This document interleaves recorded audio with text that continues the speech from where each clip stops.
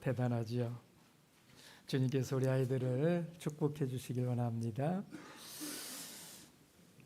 예수 그리스도 이름으로 하나님의 말씀 증거하겠습니다. 이 시간에 같이 나눌 말씀은 열왕기상 19장 19절에서 21절 말씀입니다. 열왕기상 19장 19절에서 21절 말씀 함께 읽겠습니다. 다 같이 읽습니다. 시작. 엘리야가 거기서 떠나 사밧의 아들 엘리사를 만나니 저가 12결의 소를 앞세우고 밭을 가는데 자기는 12째 결의와 함께 있더라. 엘리야가 그리로 건너가서 겉옷을 그의 위에 던졌더니 저가 소를 버리고 엘리야에게로 달려가서 이르되 청컨대 나로 내 부모와 입맞추게 하소서. 그리한 후에 내가 당신을 따르리이다. 엘리야가 저에게 이르되 돌아가라. 내가 내게 어떻게 행하였느냐 하니라.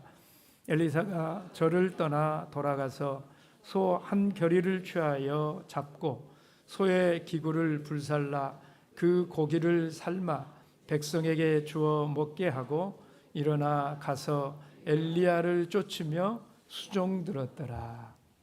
아멘.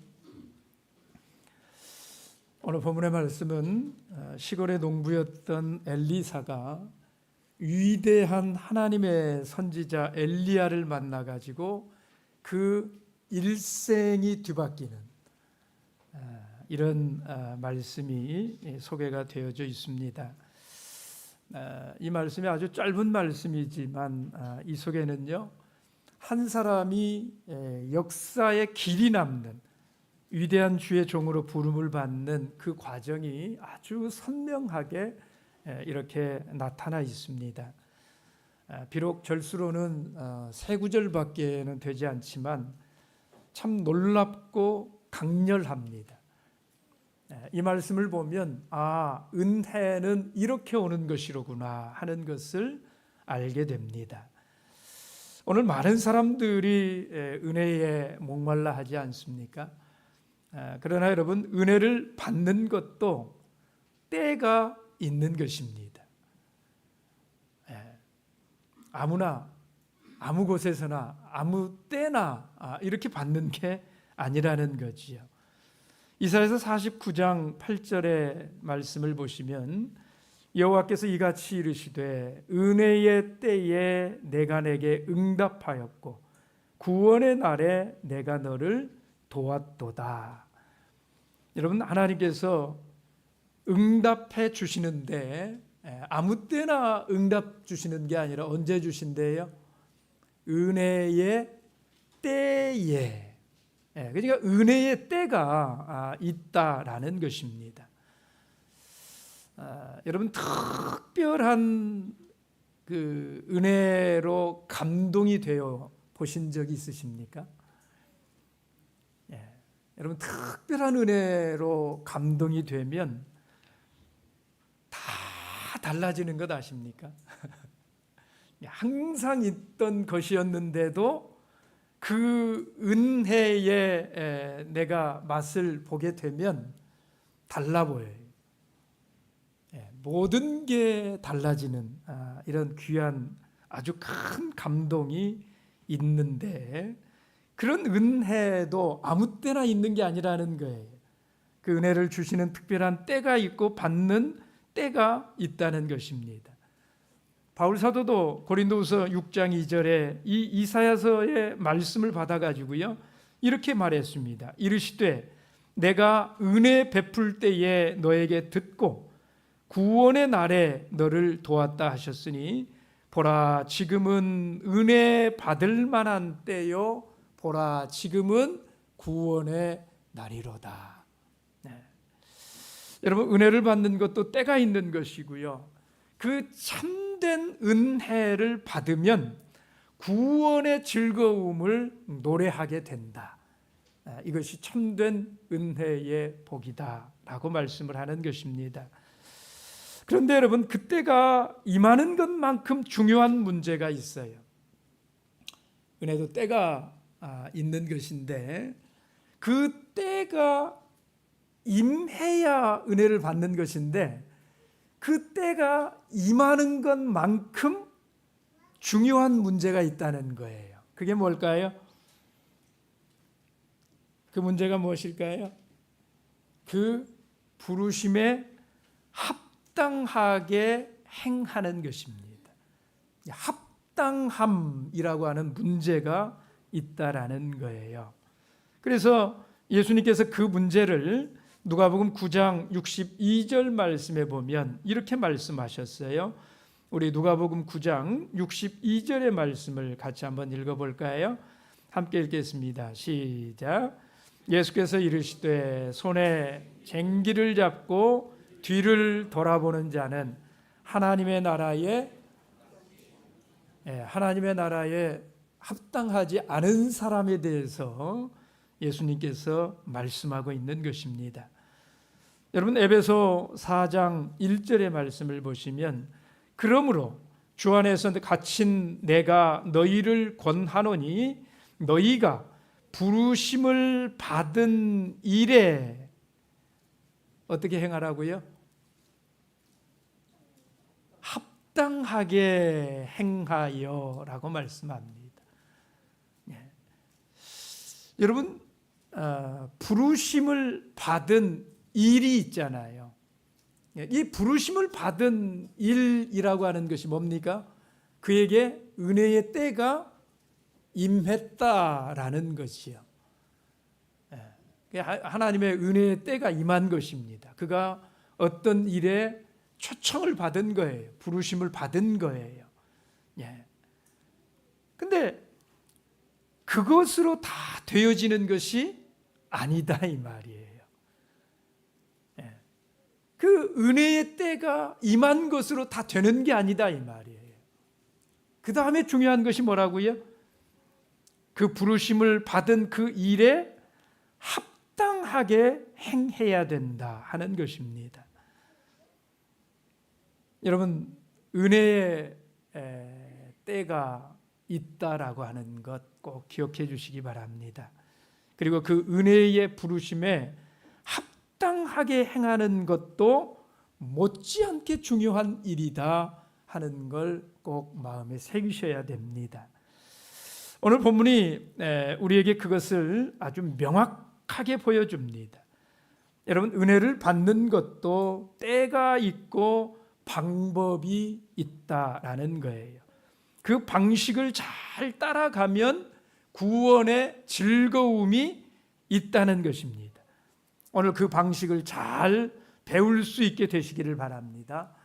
여러분, 우리가 그 방식을 잘 알고 그 은혜의 부르심의 때에 합당한 반응을 보인다면 우리도 그 은혜의 주인공이 될 수 있지 않겠습니까? 네, 그렇습니다. 오늘 이 은혜의 때에 대해서 오늘 본문이 우리에게 보여주는 은혜 받는 방법, 이게 도대체 무엇일까요? 본문은 그것을 크게 세 가지로 말씀을 했어요. 첫째는 우리가 먼저 알아야 될 것이 뭐냐면 은혜의 때는 뭘 통해서 와요? 만남을 통해서 온다 하는 것입니다. 여러분, 본문의 19절 말씀 다시 한번 보십시오. 19절에 이렇게 시작합니다. 이 모든 은혜의 시간을 이렇게 시작했어요. 함께 읽습니다. 시작. 엘리야가 거기서 떠나 사밧의 아들 엘리사를 뭐 했어요? 만났다. 제가 문제 하나 드려볼까요? 여러분, 엘리사가 엘리야를 찾아가서 만났습니까? 아니면 엘리야가 엘리사를 찾아가서 만났습니까?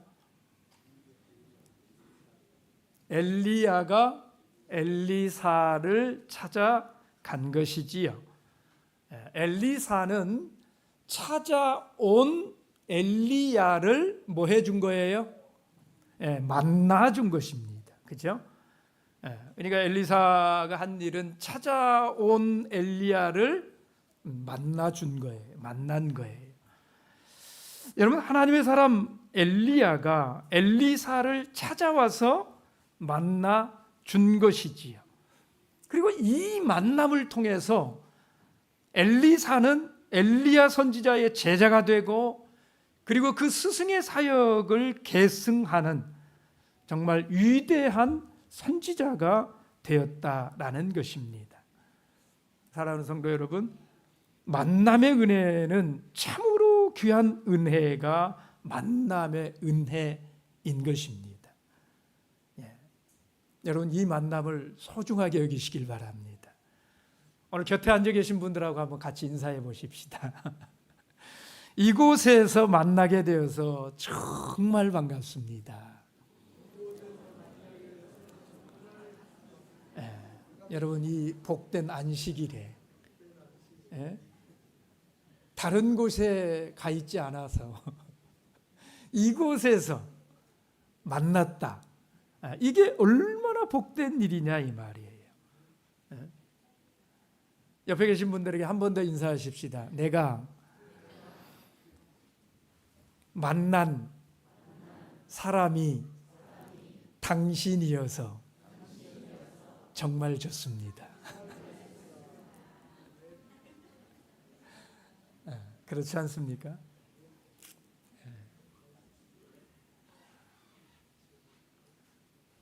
저도 좋습니다.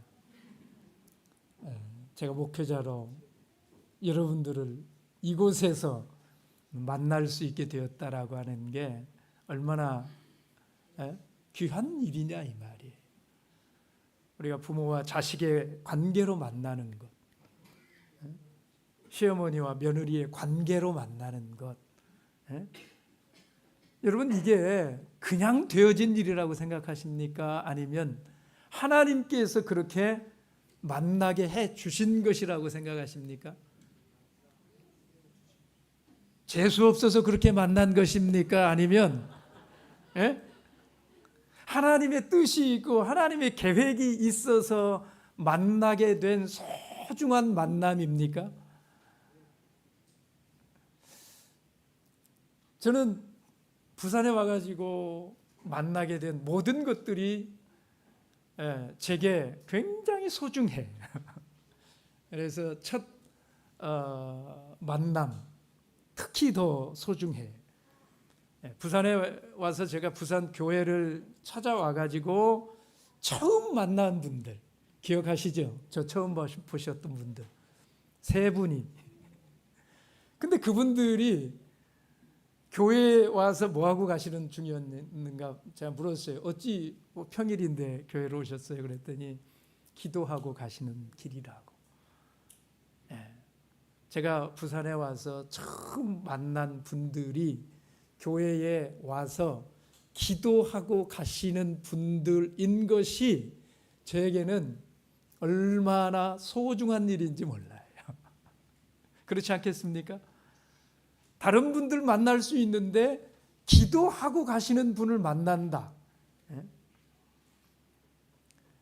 제가 부산에 와서 식사 자리에서 처음으로 함께한 사람이 어디 갔어? 오늘 안 오셨나요? 광민 형제. 네. 제가 알고 가서 그 자리 옆자리에 가서 앉은 게 아니거든요. 근데 자리 찾아서 그냥 가서 앉은 첫 이 식사 자리에 옆자리에 앉는다는 거. 여러분, 이게 쉬운 일 아니잖아요. 여러분, 이렇게 많아도 여러분 중에는 그 복락을 누리신 분이 한 분도 없잖아요. 그러니까 이게 보통 만남이냐 이 말이에요. 하나님께서 특별히 저를, 우리 광민 형제를 만나도록 인도해 주시지 않았겠습니까? 저에게는 그런 믿음이 있다 이 말이에요. 여러분, 엘리사는 뜻밖에도요, 자기를 찾아온 엘리야 선지자를 만남으로써 자신의 인생에서 가장 중요한 전환점을 맞이하게 되었어요. 이것은 엘리사 입장에서 보면 전혀 의도하지 못한 일이에요. 생각지도 못한 일이에요. 그런데 하나님께서 엘리야에게 명령해서 가서 만나게 해 주신 것이다 이 말이에요.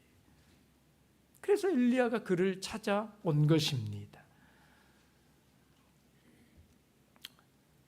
여러분, 엘리사에게 뭐가 임한 거예요?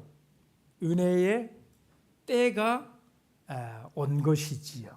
은혜의 때가 온 것입니다. 이 엘리야가 찾아왔을 때 엘리사는 무엇을 하고 있었을까요? 19절 말씀을 다시 한번 보십시다.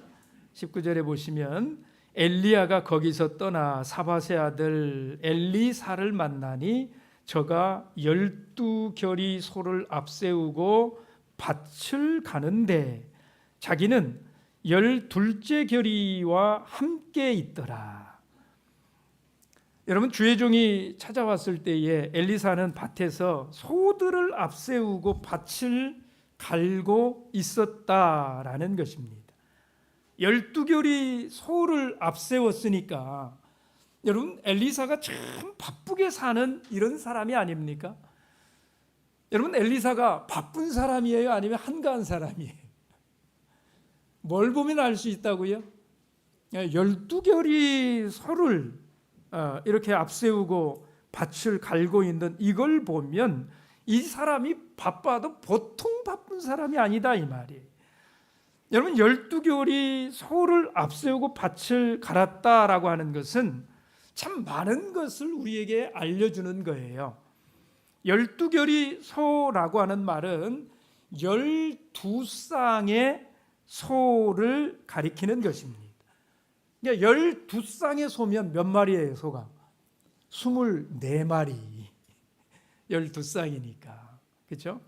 그러니까 여러분, 시골에 농부인데 밭을 가는데 소가 몇 마리가 들어가서 밭을 갈아야 되느냐면 24마리.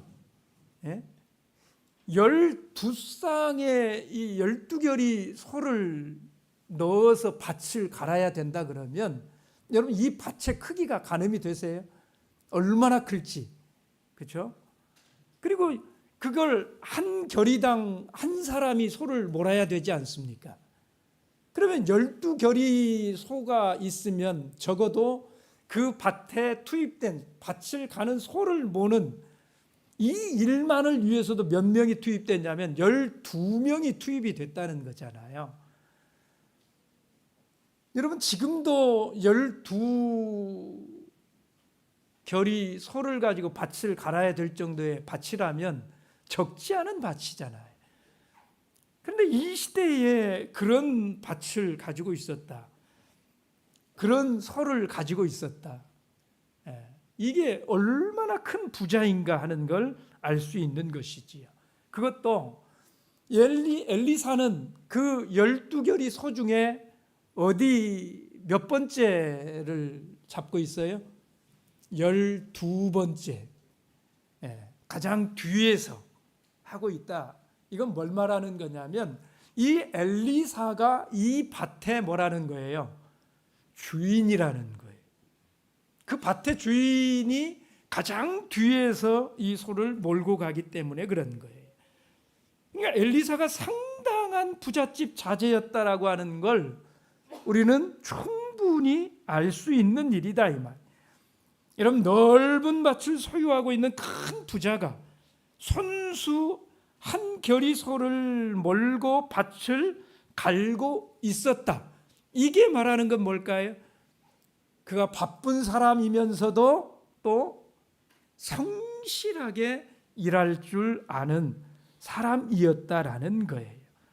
여러분, 바쁜 사람이 성실한 사람이다 그러면 그는 계획적인 삶을 사는 사람일까요? 아니면 되는 대로 살아가는 사람일까요?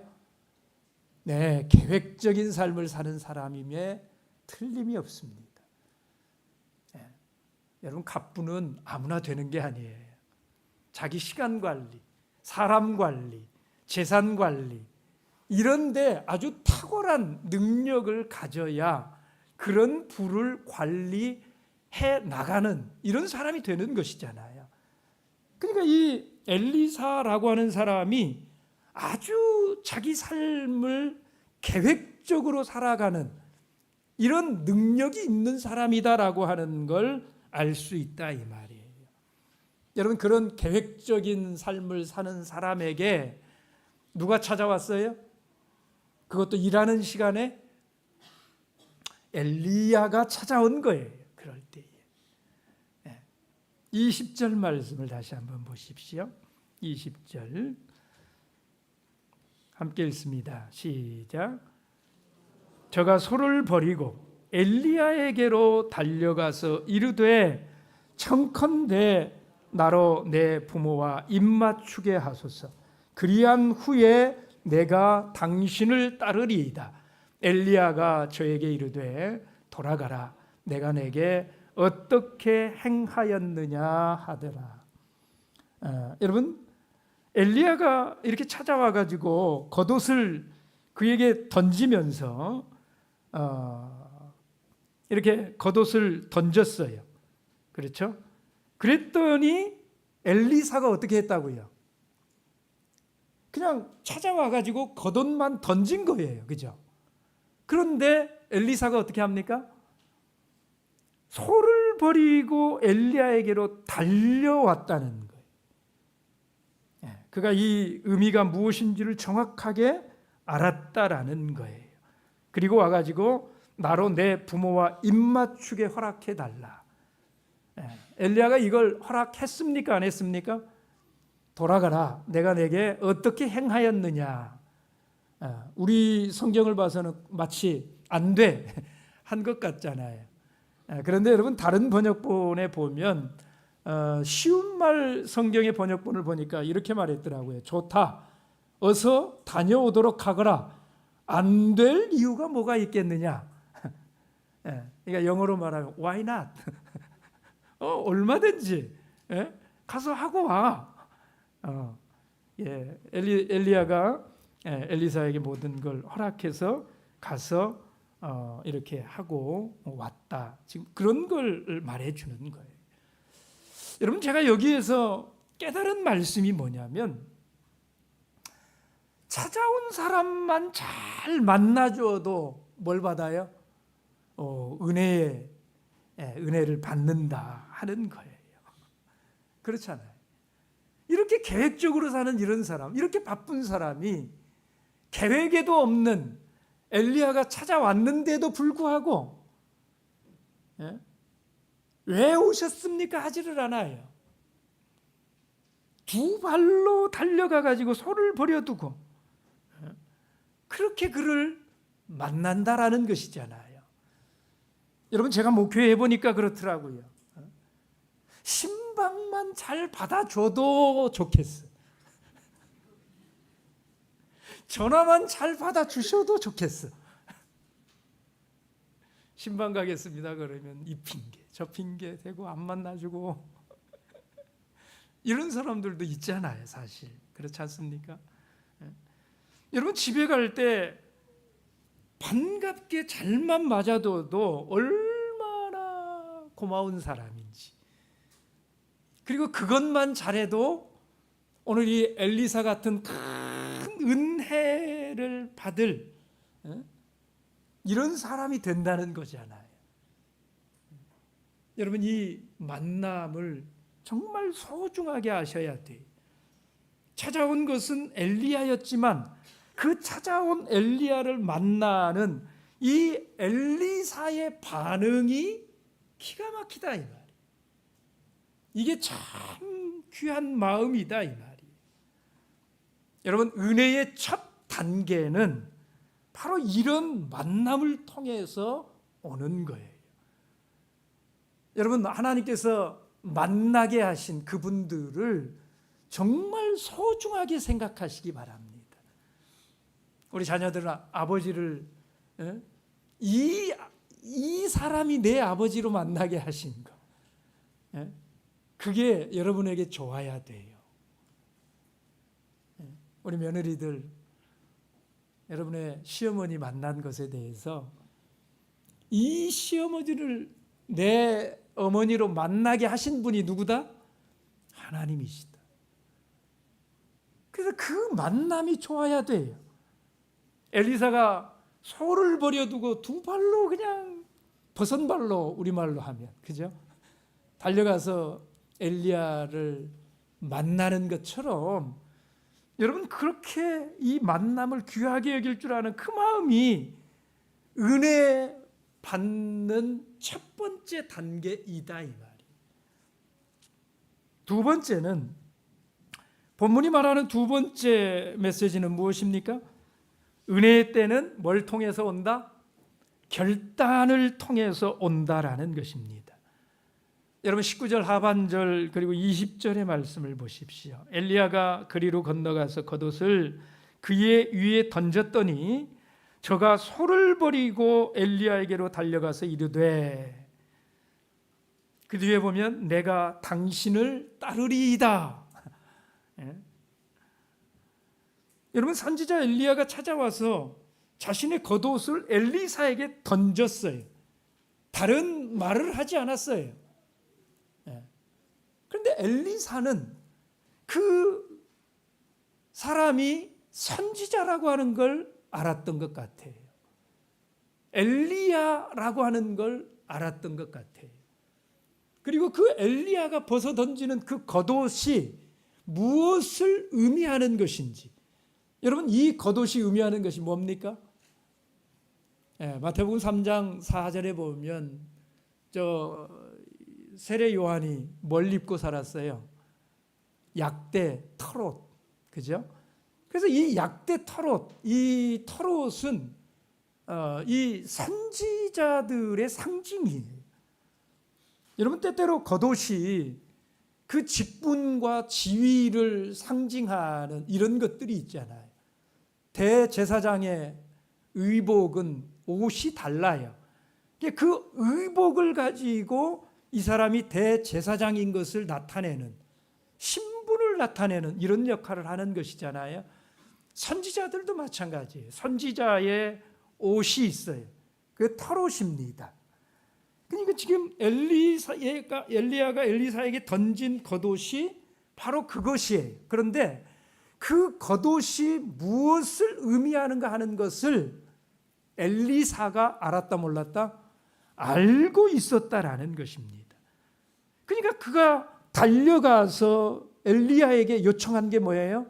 나로 내 부모와 입맞추게 하소서. 그런 후에 내가 당신을 따라가겠습니다 하는 거예요. 여러분 거기에 대해서 이 엘리사가 어떻게 이런 반응을 보일 수 있었을까 하는 것입니다.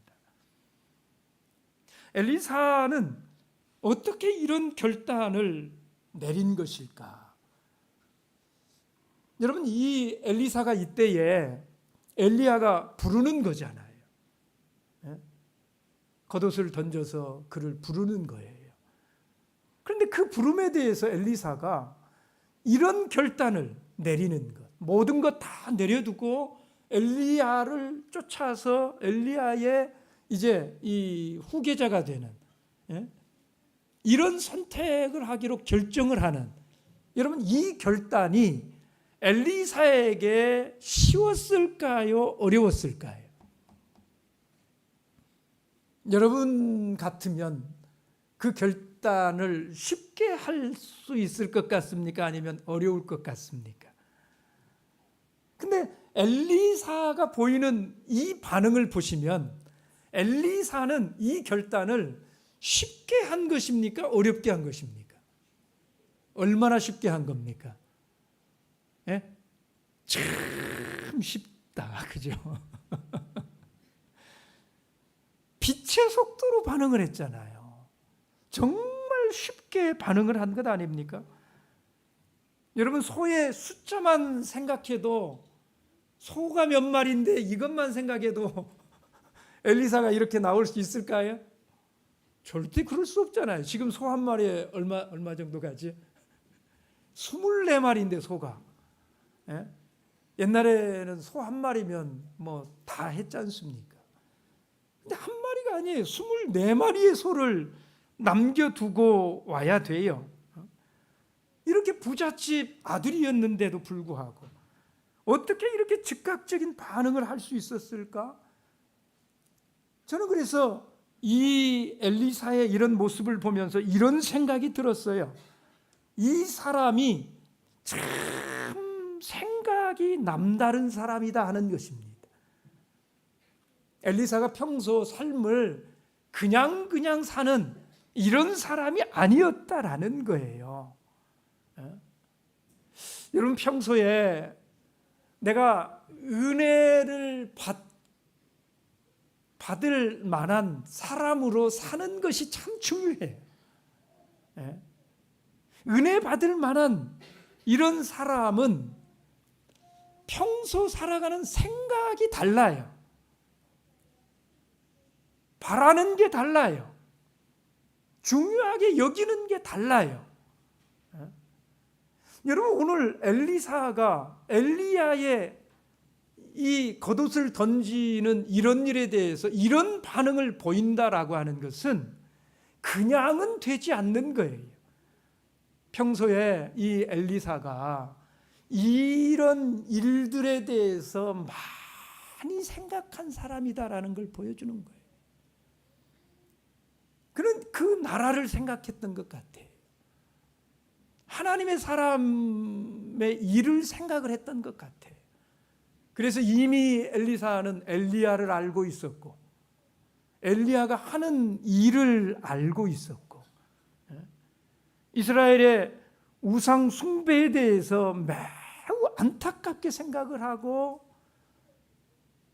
우리가 이런 삶을 살아서는 안 되는데, 이런 것들에 대해서 평소 생각을 가지고 있었던 이런 사람이 아니고서야 어떻게 엘리야의 겉옷을 던지는 이런 행위 앞에 엘리사가 그런 즉각 반응을 보일 수 있었겠느냐 이 말이에요. 어쩌면 엘리사는 평소에 엘리야를 굉장히 동경했어요. 참 이 시대에 귀한 사역 하시는 분이다. 그런데 그런 엘리야가 뭐예요? 자기를 찾아온 거예요. 그런 엘리야가 찾아온 거예요. 그리고 후계자로 지명을 한 거예요. 겉옷을 던져서. 그러니 망설일 것도 없이 즉각적으로 따를 수가 있었던 것 아니겠느냐. 그렇지 않고서야 어떻게 이런 반응을 보일 수가 있겠느냐 이 말이에요. 그렇지 않습니까? 네. 여러분, 깊이 고민해 본 사람에게는요, 망설임이 있습니까 없습니까? 망설임이 없어요. 깊은 고민 속에서 평소에 많이 생각해 온 이런 사람들은 그런 일이 막상 딱 당하게 되었을 때 그때 망설임이 없다 이 말이에요. 평소에 생각이 깊이 들어가 있는 이런 일들에 대해서는요, 그 기회를 딱 만나게 되면 즉각적으로 반응하게 되는 것입니다. 망설임이 없어요. 여러분, 진리를 찾는 사람들이 그렇잖아요. 진리를 찾아서 헤매이던 이런 사람들, 그런 사람들이 진리 만나면 어떻게 될까요? 고민할 게 있을까요? 네, 평소에 이미 고민은 많이 했어요. 그리고 지금까지 그걸 찾아서 헤매어 왔기 때문에 마음을 깊이 써온 문제이기 때문에 그 진리 딱 만나면 어때요? 바로 결단하는 거예요. 사랑하는 성도 여러분, 우리에게 만남의 은혜도 중요하지만은요, 그 다음에 더욱 필요한 것은 뭐냐? 결단의 은혜가 있는 거예요. 우리가 아무리 중요한 기회를 만났다 하더라도요, 결단이 뒤따르지 않으면 아무런 소용이 없기 때문입니다. 그런데 그런 결단을, 그때의 기회를 놓치지 않으려면 평소 뭐 해야 돼요? 내가 바라던 것이 분명해야 돼. 하늘의 소망이 분명해야 돼. 하나님의 은혜에 갈급한 그런 심령을 가진 사람이어야 돼. 하나님에 대해서 생각을 많이 하고 하나님이 주시는 복에 대해서 생각을 많이 하고 하나님이 은혜 주실 그 시간에 대해서 생각을 많이 하고 그런 삶에 대해서 많이 생각하고 그렇게 살아가야 어느 순간에 엘리야가 찾아와도 당황하지 않고 뭐예요? 결단할 수 있는 이런 선택을 할 수 있는 것이다 하는 겁니다. 여러분, 그래서 만남보다 소중한 것이 결단입니다. 마가복음 10장 22절에 보시면 한 사람이 예수님을 찾아오지 않습니까? 여러분, 그 말씀을 한번 보십시오. 마가복음 10장 22절인데요. 그 찾아온 사람에 대해서 17절을 보면 이렇게 말했어요. 17절 함께 읽어봅니다. 17절 시작. 예수께서 길에 나가실새 한 사람이 달려와서 꿇어 앉아 묻자오되 선한 선생님이여 내가 무엇을 하여야 영생을 얻으리이까? 여러분, 이 사람이 어떤 사람으로 보이십니까? 엘리사를 닮아 있어요. 그렇죠? 두 가지 면이 예수께서 길에 나가실새 그러니까 이 사람이 예수를 의도해서 만난 게 아니에요. 그죠? 길을 그냥 예수님이 어떤 곳에 가셨는데 때마침 거기서 만난 거잖아요. 그런데 그 예수를 만난 그것에 대해서 이 사람이 어떻게 합니까? 그냥 지나치지 않고 달려와서 꿇어 앉았다는 거예요. 그러니까 이건 평소에 이 사람이 예수에 대해서 뭐 했다는 거예요? 생각했다라는 거예요. 그죠? 그러니까 예수를 만났을 때 달려오는 것이지요. 그러니까 평소에 예수님에 대해서 생각했어요. 거기에다가 그렇게 와가지고 꿇어 앉아가지고 예수께 물은 게 뭡니까? 뭘 물었어요? 내가 무엇을 하여야 영생을 얻으리이까? 내가 어떻게 하여야 사람들에게 존경받을까요? 지혜를 좀 얻을 수 있을까요? 이런 게 아니라는 거예요.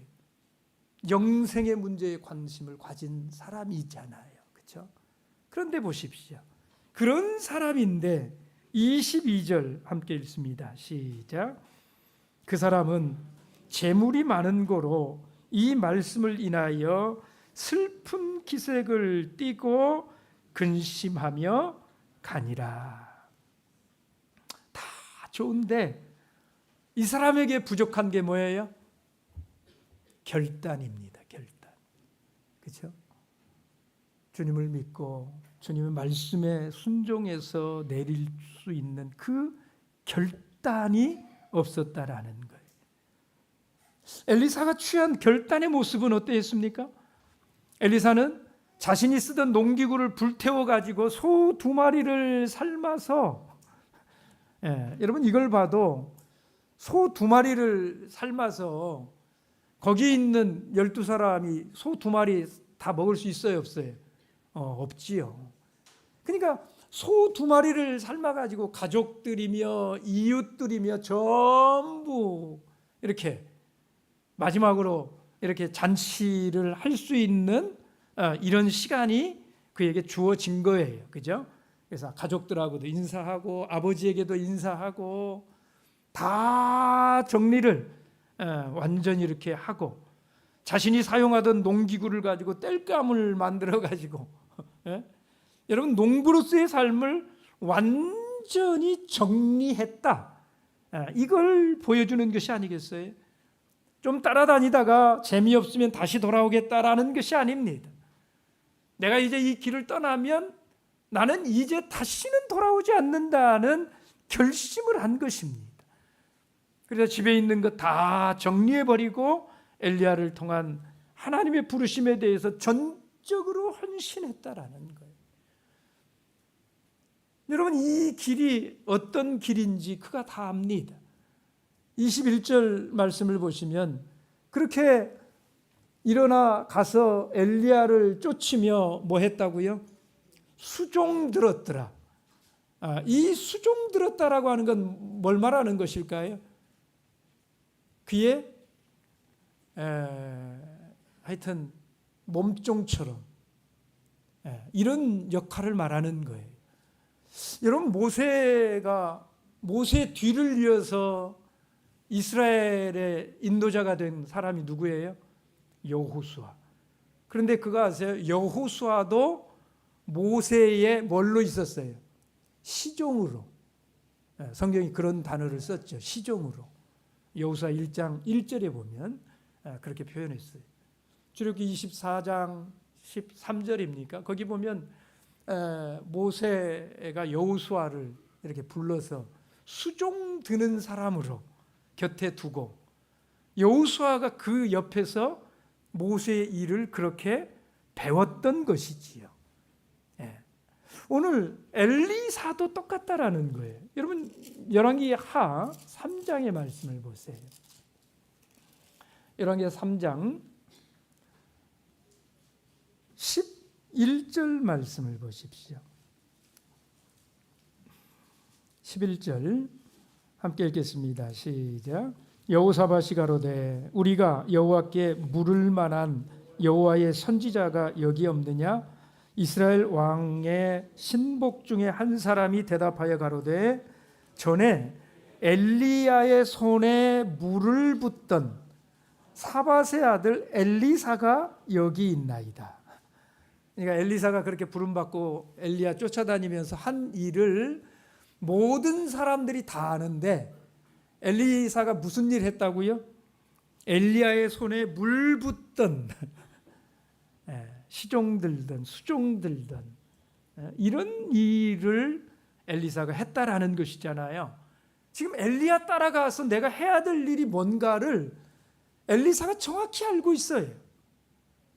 그런데도 불구하고 모든 것들을 내려두고 따라 나서는 이런 결단을 엘리사가 내렸더라 하는 것입니다. 성도 여러분, 결단의 은혜 단계를 멋지게 통과하실 수 있는 여러분들 다 되시길 바랍니다.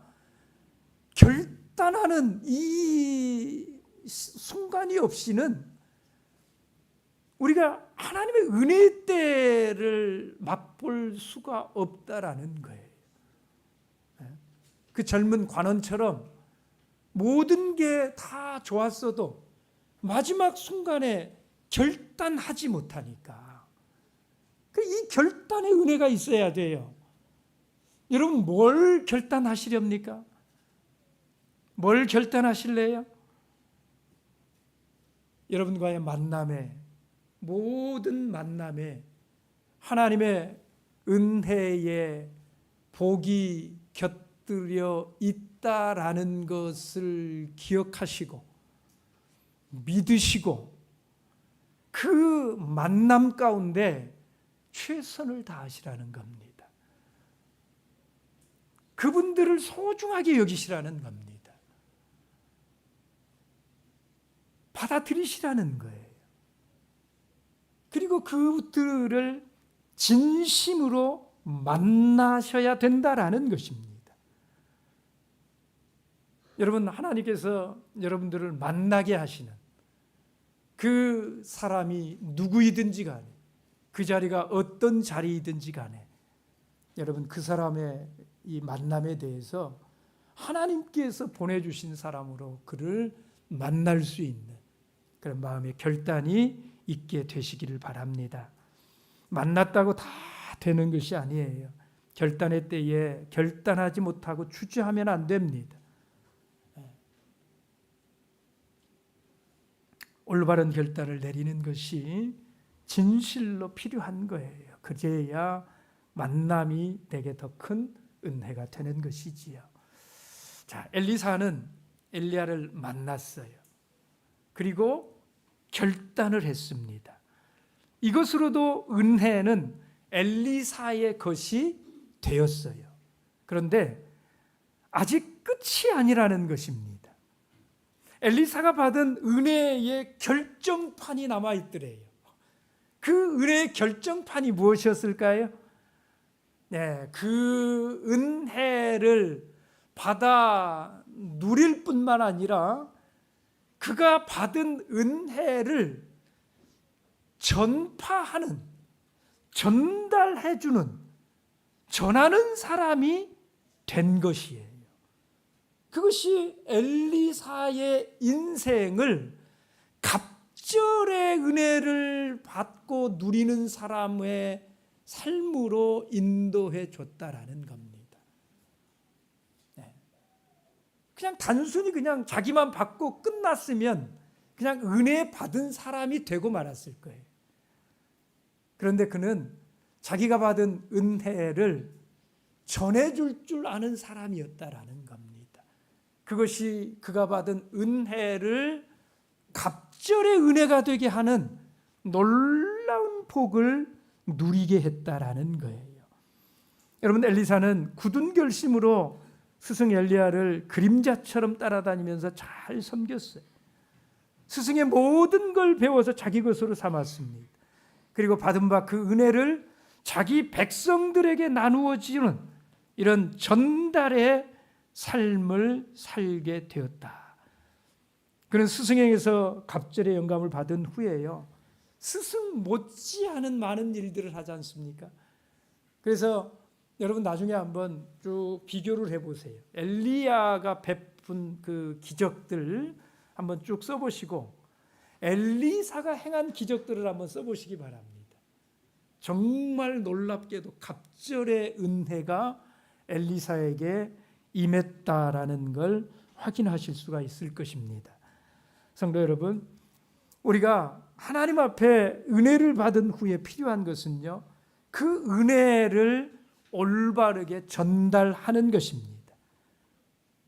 그 일에 내가 쓰임 받을 때 내가 받은 은혜가 내 은혜로만 끝나는 게 아니라 은혜 위에 은혜가 되는 이런 놀라운 은혜가 있는 것이다.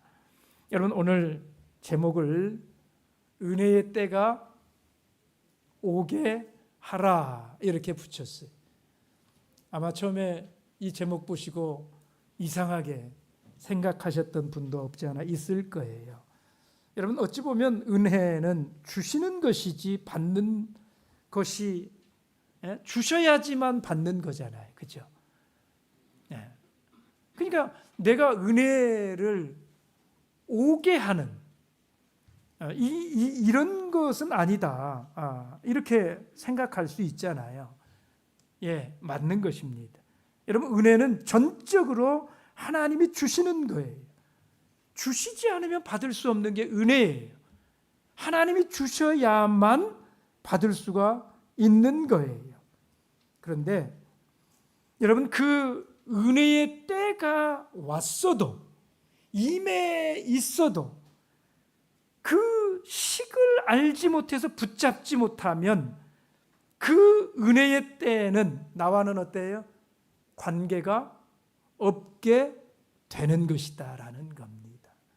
그런 차원에서 내게 임한 그 은혜의 때가 나에게 은혜의 시간이 되게 하는 것은 나의 반응에 달려 있는 것이다 이 말이에요. 내가 그 은혜의 때를 어떻게 맞이할 것인가? 그것이 나에게 온 그 은혜가 내게 임하게 하는지, 아니면 오기는 왔는데 그것을 내가 붙잡지를 못해서 지나가 버리게 만드는 이런 일이 되게 하는, 그것은 나에게 달려 있는 것이다 이 말이에요.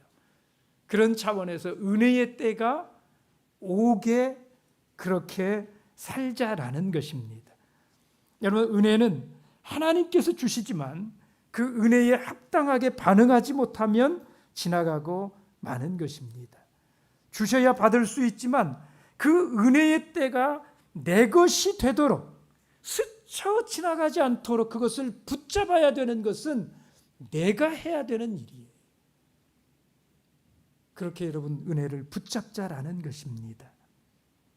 그 은혜의 때에 하나님께서 보내주신 사람들 잘 만나시고 기회도 잘 붙드시고 하나님이 이 시간을 통해서 주시는 이 말씀도 여러분 오늘 왜 이 시간에 이런 말씀이 선포될까? 하나님께서 내게 필요하니까 보내주신 거 아니겠어요? 그렇게 보내주신 그 말씀도 내가 믿음으로 붙들어야 돼. 결단하지 않으면 안 돼요. 말씀 따라서 살아보겠노라고, 그렇게 해보겠노라고 결단하고 그렇게 만나셔야, 그래야 은혜가 되는 것이다 하는 겁니다. 오늘 하나님이 주시는 그 은혜의 때를 붙잡고 살아가시는,